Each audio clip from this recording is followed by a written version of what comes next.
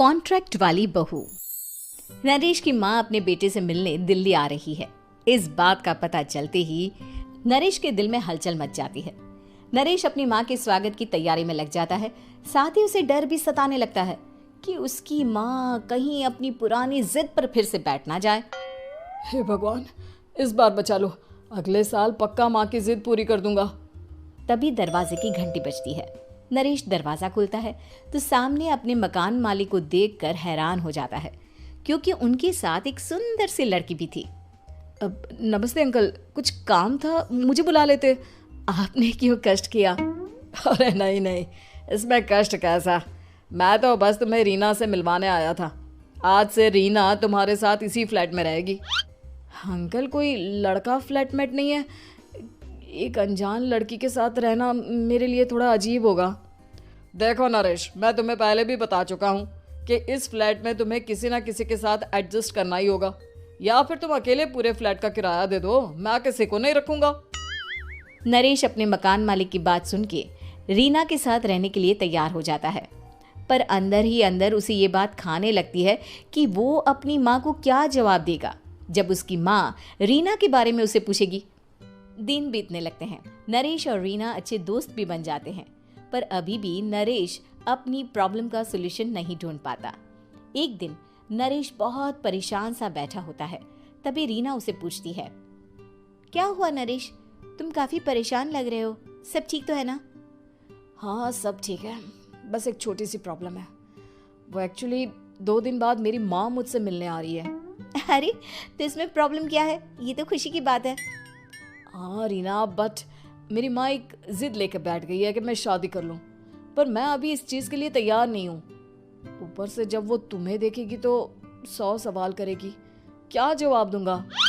अरे इसमें कोई टेंशन वाली बात नहीं है, मेरे पास ना इस प्रॉब्लम का सलूशन है, जिससे ना तुम्हें शादी करनी पड़ेगी और ना ही तुम्हारी माँ मेरे बारे में कुछ पूछेंगी। रीना की बात सुनकर नरेश सोच में डूब जाता है। वो सोचता है कि रीना खुले ख्यालों वाली लड़की है, कहीं माँ को सच बता ना दे। नरेश को सोच में डूबा देखकर रीना कहती है, अरे क्या हुआ, किस सोच में पड़ गए? डोंट वरी, जैसा तुम सोच रहे हो ना वैसे कुछ भी नहीं है, मेरे पास एक प्लान है। मैं कुछ समझ नहीं पा रहा हूँ, कैसा प्लान? मैं समझाती हूँ। हम ना एक कॉन्ट्रैक्ट मैरिज कर लेते हैं। फिलहाल मेरे पास जॉब नहीं है, तो तुम इस रूम का किराया दे देना जब तक तुम्हारी माँ यहाँ रहेंगी, सिर्फ तब तक।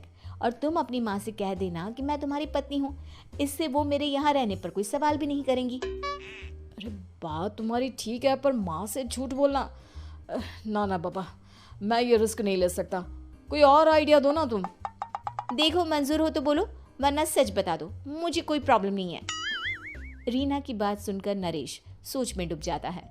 बहुत सोचने के बाद जब उसे कोई रास्ता नहीं मिलता तो वो रीना के बताए हुए रास्ते पर चलने के लिए तैयार हो जाता है। वो रीना से बात करता है और अपनी माँ की पसंद और नापसंद के बारे में बताता है। रीना भी नरेश की सभी बातों को ध्यान से सुनती है, ताकि कहीं उससे कोई गलती ना हो जाए। आखिर वो दिन भी आ जाता है जब नरेश की माँ उससे मिलने दिल्ली आ जाती है। नरेश अपनी माँ को फ्लैट पर लेकर जाता है।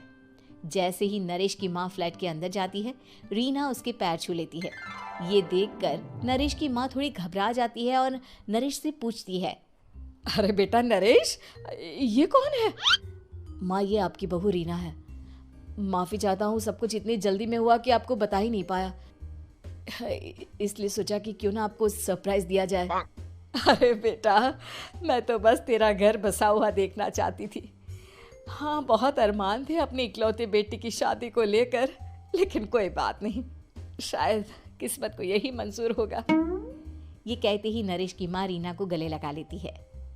रीना बेटिया, मेरा बेटा ना थोड़ा नादान है, पर तुम काफ़ी समझदार लगती हो, और मैं जानती हूँ कि तुम इसका बहुत अच्छे से ध्यान रखोगी। माँ आप चिंता मत कीजिए, मैं सब संभाल लूंगी। नरेश की माँ अपने बहू और बेटे के साथ खुशी खुशी रहने लगती है। दिन बीतने लगते हैं। नरेश की माँ और रीना का रिश्ता बहुत मजबूत होता चला जाता है।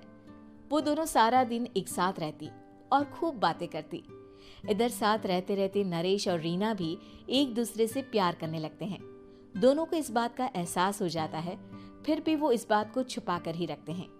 एक दिन नरेश की माँ और रीना शादी के बारे में बात करने लगते हैं। रीना बिटिया, ये तो नरेश ने मुझे बिना बताए शादी कर ली, वरना मैं तो अपनी इकलौती बेटी की शादी इतनी धूमधाम से करती कि सारी दुनिया देखती रह जाती। अच्छा माँ, आप ऐसा भी क्या करती नरेश और मेरी शादी में जो दुनिया देखती रह जाती? अरे बिटिया, एक माँ के अरमान तुम अभी नहीं समझोगी। मैं तो अपनी बहू को एक रानी की तरह लेकर आती और शादी भी बिल्कुल शाही अंदाज में करती, पर मेरे तो सारे अरमान ऐसे ही रह गए। खैर, मुझे तो अपने बेटे और बहू की खुशी चाहिए बस। ये कहते हुए नरेश की माँ की आंखों में आंसू आ जाते हैं। रीना भी ये सुनकर ख्यालों में खो जाती है, क्योंकि वो भी मन ही मन खुद को नरेश की पत्नी और उसकी माँ की बहू मानने लगी थी।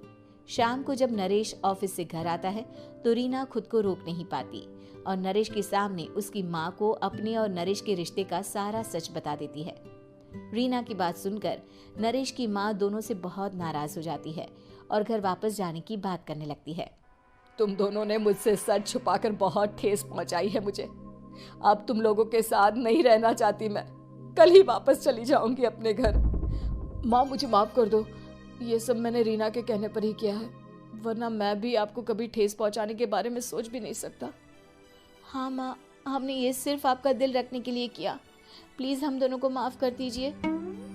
तुम दोनों ने मेरे अरमानों के साथ खिलवाड़ किया है, और वैसे भी मुझे अपने बेटे के लिए एक अच्छी लड़की ढूंढनी है, इसलिए मेरा यहाँ से जाना ही बेहतर होगा। माँ की ये बात सुनकर रीना खुद को रोक नहीं पाती। माँ, क्या मैं आपके घर की बहू बनने लायक नहीं हूँ? रीना की बात सुनकर नरेश हैरान रह जाता है। नरेश की माँ भी कुछ समझ नहीं पाती। मैं कुछ समझी नहीं, आखिर तुम कहना क्या चाहती हो? माँ, मैं वो नरेश से बहुत प्यार करती हूँ और साथ ही साथ मैं आपको भी अपनी माँ मान बैठी हूँ। आज जब आपकी बातें सुनी तो खुद को रोक नहीं पाई, इसलिए सारा सच आपको बता दिया। रीना की बात सुनकर नरेश की माँ की आंखों में आंसू आ जाते हैं और वो अपने बेटे नरेश और रीना को गले लगा लेती है। मेरे घर की बहू तो सिर्फ रीना बिटिया ही बनेगी। मैं आज ही तुम दोनों की शादी की तारीख निकलवा दूंगी, बस एक बार तुम्हारे घर वाले मान जाए। उसी दिन रीना के माता पिता भी उनके फ्लैट पर आ जाते हैं। दोनों परिवार आपस में बैठकर बातें करते हैं और शादी के लिए राजी हो जाते हैं। रीना भी कॉन्ट्रैक्ट फाड़ देती है और कहती है, सही मायने में मैं अब बहू बनूंगी, अब तक तो सिर्फ कॉन्ट्रैक्ट वाली बहू थी।